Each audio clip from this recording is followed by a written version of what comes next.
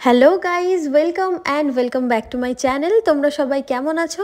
আশা করছি সবাই খুব ভালো আছো, আমিও ভীষণ ভালো আছি।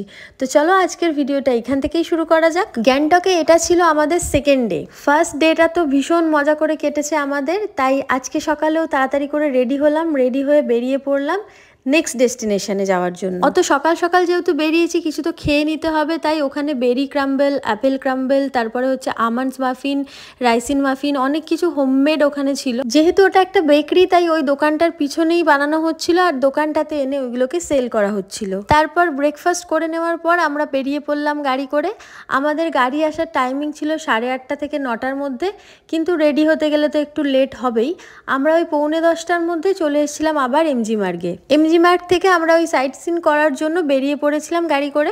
এই হলো আমাদের দেখা প্রথম সাইট সিন। যেহেতু আমরা গ্যাংটকে পৌঁছিয়েছিলাম আগের দিন ওই 2:30-3টে নাগাদ, তো তখন আর কোথাও বেরানোটা সম্ভব ছিল না। আমরা সারাটা বিকেল ওই এমজি মার্গেই কাটিয়েছিলাম। যেহেতু আগের দিন আমরা ওই 2-2:30 করে নেমেছিলাম গ্যাংটকে, তো অত দুপুরবেলায় এসে ফ্রেশ হয়ে আবার জামাকাপড় পরে আরও একটা নতুন ডেস্টিনেশনে যাওয়ার যে এনার্জিটা, সেই এনার্জিটা আমাদের কারোর মধ্যেই আর ছিল না। আর ঘোরাঘুরি জিনিসটা যেহেতু সবার কাছে খুব মানসিক শান্তির একটা ব্যাপার, এই সমস্ত ব্যাপারে তাড়াহুড়া করাটা একদমই ভালো নয়। তাও যদি আমরা সেদিনই ঘোরাঘুরি স্টার্ট করে দিতাম, আমরা এই সমস্ত জায়গাতে ঢুকতেই পারতাম না, কারণ যেতে যেতেই বিকাল হয়ে যেত বা সন্ধে হয়ে যেত, তখন তো নিশ্চয়ই আর এন্ট্রি দিত না আমাদের। যাই হোক, আজকে আমি পরেছিলাম একটা হোয়াইট কালারের সোয়েটার। কোন জিনিসটা কোন দিন পরবো আর কোন দিন পরবো না, এই জিনিস ডিসাইড করতে করতে আমার 6 মাস লেগে গেছে। আমার শীতের সমস্ত জিনিসই তো আমি কলকাতা থেকে কিনে নিয়ে গিয়েছিলাম।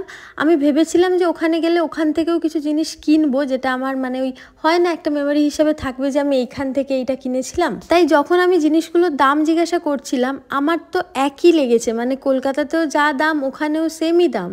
কিন্তু আমি এটা বুঝতে পারি না কেন সবাই বলে যে ওইখানে শীতের জিনিসের দাম কিছুটা হলেও কম, বা হয়তো আমি কোনো ভুল দোকানে ঢুকেছিলাম, বা আমি বার্গেনিং করতে পারি না, এরমও হতে পারে। যাই হোক, আমি ওখান থেকে আমার কিছু প্রিয় মানুষদের জন্য যা যা নেওয়ার দরকার ছিল সেই সমস্ত কিছু নিলাম।